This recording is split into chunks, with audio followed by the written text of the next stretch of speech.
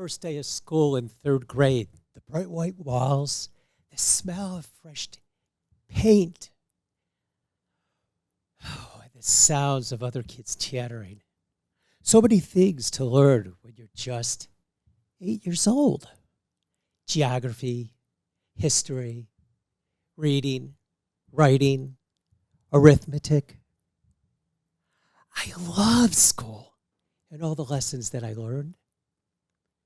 But the one lesson that I learned, the lesson that I brought forward into today, occurred after third grade was done.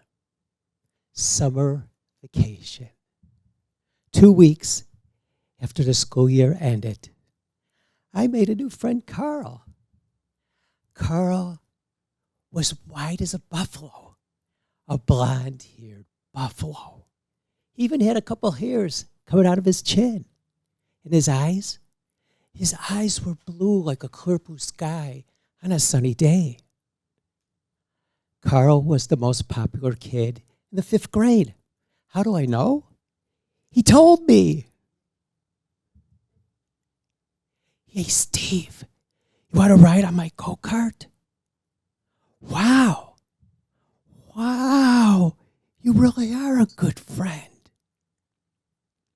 But I learned later that Carl's prize go-kart was actually his dad's riding lawnmower. Hey, Steve, my dad told me that you're a kite. Is that true? I imagined myself flying in the sky in a journey going higher and higher, watching the entire world below me.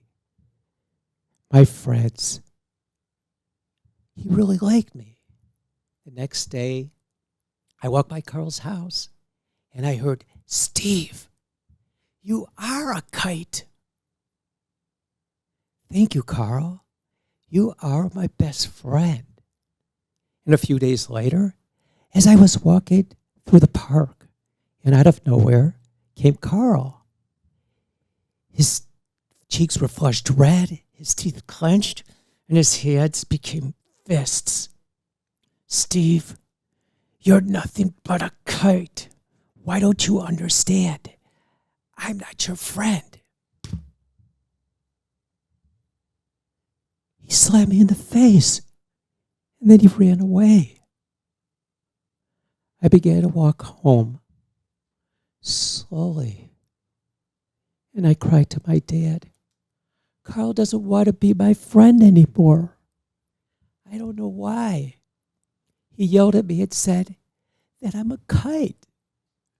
And then he slapped me in the face. Stephen, I don't think he was saying that you're a kite. Yes, he did. Yes, he did. He really did. Stephen, I think it was probably another word with a different meaning. A word that's supposed to put somebody down and make them look like less than they actually are. It was to make you mad and show you that you are hated.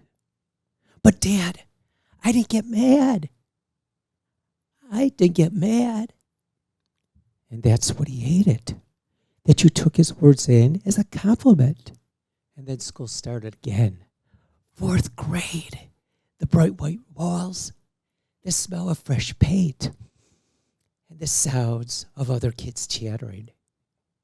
But Carl was no longer at my school. I told this story about Carl to my new teacher, Mrs. Hirsch. Stephen, it must have really hurt. Somebody hitting you and calling you a name. Oh no, Mrs. Hirsch, my skin is green. But Stephen, your skin's not green. That's right. My father told me when someone says something that's not true about you, just imagine that they've said that your skin is green. That's why it doesn't hurt. Because it's not true. My skin is not green. Am I not a kite? Are you? Mrs. Hirsch grabbed a tissue and she turned her head to the back of the room. I thought I heard her sniffling. Mrs. Hirsch. Mrs. Hirsch. She walked out of the door and into the back of the room. And I yelled, I'm sorry. I wasn't calling you a kite. Have you ever been called a name? How did you feel? Was there a pounding in your head? An achiness in your heart? Or a pain piercing through your bones?